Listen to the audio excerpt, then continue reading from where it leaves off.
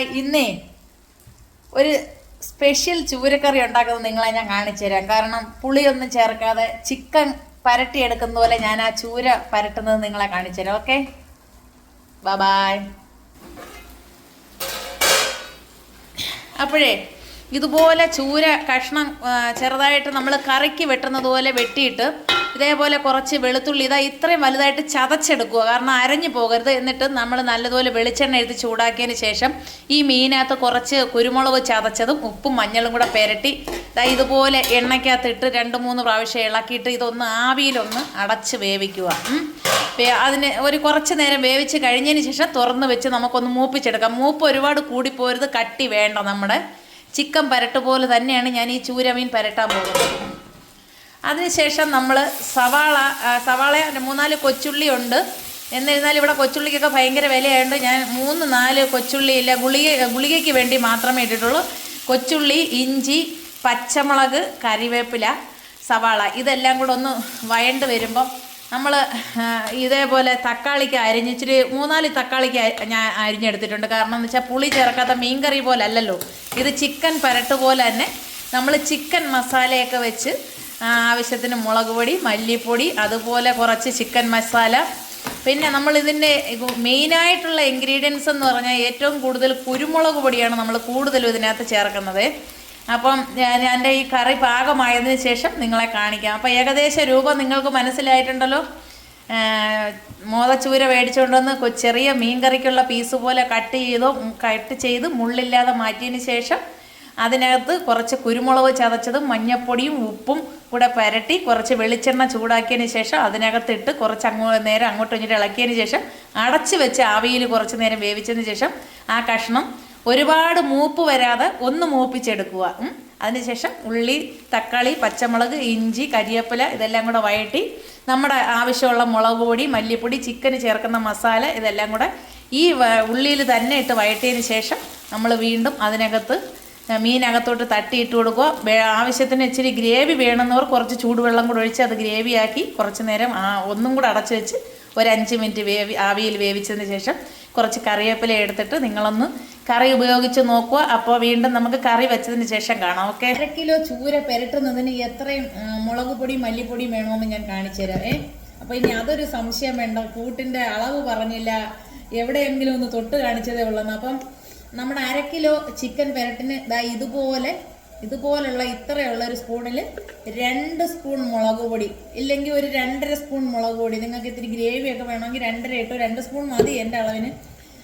അതുപോലെ തന്നെ 1 സ്പൂൺ മല്ലിപ്പൊടി, ഒരു 1/4 സ്പൂണും കൂടി കേട്ടോ. മല്ലിപ്പൊടി കുറച്ച് മതി. മീനിന് ഏതിനായാലും നമുക്ക് മല്ലിപ്പൊടി ഏറ്റവും കുറച്ചിരിക്കെങ്കിൽ അത്രയും മീനിൻ്റെ ടേസ്റ്റ് അറിയാൻ പറ്റും. അതിനുശേഷം നമ്മൾ കറി മസാല, കാരണം ചിക്കൻ പെരട്ട് പോലാണ് ഞാൻ ഈ മോദച്ചൂര പെരട്ടിയെടുക്കാൻ പോകുന്നത്. കറി മസാല ഇത്രയും കറി മസാല. ഓക്കെ, ഈ സ്പൂണിന് 1 സ്പൂണ് നിറച്ചില്ല, കാരണം ചിക്കൻ്റെ കൂട്ട് മസാലയുടെ ചെവ ഒരുപാട് വേണ്ട. മീൻ്റെതായ ഒരു ടേസ്റ്റ് നമുക്ക് അറിയണ്ട. അപ്പം ഇത്രയും മസാല മതിയേ. അതിനുശേഷം നിങ്ങളുടെ കയ്യിൽ ചിക്കൻ്റെ മസാലപ്പൊടി മേടിക്കാൻ കിട്ടുമല്ലോ, ചിക്കൻ മസാല എന്ന് പറഞ്ഞുകൊണ്ട് കോഴിയുടെ പടമൊക്കെ വെച്ചും കൊണ്ട് വരുമല്ലോ, പല ഫ്ലേവറിലെ മണമൊക്കെ. അങ്ങനെയുള്ളവർക്ക് ഇഷ്ടമുള്ളവർക്ക് അത് വേണമെങ്കിലും ചേർക്കാം. ഈ മസാല തന്നെ വേണമെന്നില്ല. ഇതിപ്പോൾ ഞാൻ നാട്ടിൽ നിന്ന് കൊണ്ടുവന്ന് ഒറിജിനൽ മസാലപ്പൊടി, ഞാൻ വറുത്ത് പൊടിച്ച മസാലപ്പൊടിയാണ്. അപ്പോൾ അതിലെനിക്ക് ഒത്തിരി സന്തോഷമാണ് അങ്ങനെയുള്ള പൊടി ചേർത്ത് കറി വെച്ച് കഴിക്കുമ്പം. പിന്നെ എല്ലാവർക്കും ഒന്നും അത് കിട്ടണമെന്നില്ല, കടയിൽ നിന്നൊക്കെ എളുപ്പത്തിന് പോയി മേടിച്ചുകൊണ്ടിരും. എന്നിരുന്നാലും കുഴപ്പമില്ല. അപ്പോൾ ഇത്രയും പൊടിയും കൂടി നമ്മൾ ചൂടാക്കി ആ ഉള്ളിയിൽ വഴണ്ട് വരുമ്പോൾ, തക്കാളിക്കൊക്കെ വെന്ത് വരുമ്പോൾ ഇതും ഒരു ചട്ടിയിലിട്ടൊന്ന് ചൂടാക്കി ആ തക്കാളിക്കയിലിട്ട് വഴറ്റി ആ അരപ്പൊന്ന് വേവിച്ചതിന് ശേഷം വേണം നമ്മുടെ ചിക്കൻ മൂത്ത് വരുന്നതിനകത്ത് തട്ടിക്കൊടുക്കാൻ. ഓക്കെ, അപ്പോൾ നമ്മുടെ തക്കാളിക്ക് ഏകദേശം പരുവമായി വന്നിട്ടുണ്ട്. തക്കാളിക്ക് ഉള്ളിയും പച്ചമുളകും ഇഞ്ചിയൊക്കെ വഴണ്ട് വാടി വന്നിട്ടുണ്ട്. അപ്പോൾ നമുക്ക് ഈ മുളക് പൊടിയും കൂടെ അങ്ങോട്ട് ഇട്ട് കൊടുക്കാം. കാരണം നിങ്ങൾ എപ്പോഴും ശ്രദ്ധിക്കുക, ചൂടാക്കിയ മുളക് പൊടി ഇടുക. പച്ചമുളക് പൊടി ഇടുമ്പോൾ അത് വേറൊരു ടേസ്റ്റാണ് കേട്ടോ. ഞാൻ ഈ മൊബൈൽ പിടിച്ചേക്കുന്നതുകൊണ്ട് ചട്ടി ഓടുന്നത്. അപ്പോൾ ഇത്രയാണ് കൂട്ട്. ബാക്കി ഞാൻ കറി ആകുമ്പോൾ കാണിക്കാം. ഓക്കെ, നമ്മുടെ മീൻ ഒരുമാതിരി മൂത്ത് കഴിഞ്ഞു. ഈ ഒരു പരുവമേ മീനാകാവൂ. മോദച്ചൂര ഈ ഒരു പരുവം മാത്രമേ ആകാവൂ. ഈ ഒരു പരുവത്തിൽ നമ്മൾ തീ ഓഫാക്കാം. എന്നിട്ട് ബാക്കി അരപ്പൊക്കെ കൂട്ടിയിടാം. നമ്മുടെ ഉള്ളിയും മുളക് പൊടിയും പച്ചമുളകും ഇഞ്ചിയും കരിവേപ്പിലയും ഒക്കെ ഒരു പരുവായിട്ടുണ്ട്. അപ്പം നമ്മൾ ഇതിനകത്തിരിക്കുന്ന തിളച്ച വെള്ളം ഇതിനകത്തോട്ട് ശകലം ഒഴിച്ചു കൊടുക്കുക. കാരണം ഒരു കുഴമ്പ് പരുവത്തിൽ വേണം നമുക്ക് ഈ കറി ചൂര പുരട്ടിയെടുക്കാനൊക്കെ ഉണ്ട്. ഓക്കെ, നമ്മുടെ മീനൊക്കെ മൂത്ത് കഴിഞ്ഞു. ഈ ഒരു പരുവത്തിൽ മാത്രമേ മീൻ മൂക്കാവൂ. ഒരുപാട് കരിഞ്ഞു പോകരുത്. കരിഞ്ഞു പോയി കഴിഞ്ഞാൽ നമ്മൾ വായിലിടുമ്പോൾ അതിൻ്റേതായ ഒരു ചിക്കൻ പെരട്ടിൻ്റെ ഒരു മീൻ പെരട്ടിൻ്റേതായ ഒരു ടേസ്റ്റ് വരത്തില്ല. നമ്മൾ ചിക്കൻ പെരട്ടുന്ന പോലെയാണ് ഇന്നത്തെ മോദച്ചൂര പെരട്ടി വെച്ചത്. അപ്പോൾ ഇനി നമ്മുടെ കൂട്ടി വെച്ചിരിക്കുന്ന അരപ്പ് ഇതിനകത്തോട്ട് ഒഴിക്കാൻ പോവുക. കാരണം എൻ്റെ ഒരു കൈ മൊബൈലിരിക്കുന്നു, ഒരു കൈ കറിയുടെ അരപ്പെടുക്കുന്നു. അപ്പോൾ അതിൻ്റേതായ ഒരു ബുദ്ധിമുട്ട് എനിക്കുണ്ട്. കാരണം അപ്പം ദാ കറിയിലേക്ക് അരപ്പും ഒഴിച്ച്. അപ്പം നമ്മുടെ ഇനി ഈ തവി അങ്ങ് മാറ്റാം. കാരണം ഇതിട്ട് നമുക്ക് നല്ലതുപോലെ ഇളക്കാൻ പറ്റത്തില്ല. ദാ ഈ കഷ്ണമെല്ലാം നമ്മൾ ഒന്ന് ഈ കറിക്കകത്തോട്ട് ഒന്ന് ജോയിൻറ്റ് ചെയ്യുകയാണ് കേട്ടോ. അപ്പം നിങ്ങളും ഒന്ന് പരീക്ഷിച്ച് നോക്കുക. ചിക്കൻ കറി മാത്രമല്ല ചിക്കൻ കറിയെ പോലെ ഉണ്ടാക്കാൻ പറ്റുന്നത്. മീനും നമുക്ക് ചിക്കൻ കറിയെ പോലെ തന്നെ വെച്ചെടുക്കാം കേട്ടോ. അപ്പോൾ ഇതിൻ്റെ കുരുമുളകൊക്കെ അടിയിൽ പിടിച്ചിട്ടുണ്ട്, അതൊക്കെ ഒന്ന് ഇളകി പോരട്ടെ. കഴിവതും നിങ്ങൾ നല്ല പാത്രത്തിൽ വേണം ഇത് ചെയ്യാനെ കൊണ്ട്. എൻ്റെ ഇത് അലുമിനിയം ഉരുളിയാണെങ്കിലും നല്ല ഉരുളിയാണ്, കാരണം എന്ന അലുമിനിയം തന്നെയാണ്. അതുകൊണ്ട് നിങ്ങളൊന്നും വിചാരിക്കേണ്ട. നല്ല ചട്ടിയിൽ വെച്ചാൽ നമുക്ക് ഇതുപോലെ പരട്ടിയെടുക്കാൻ പാടായിരിക്കും.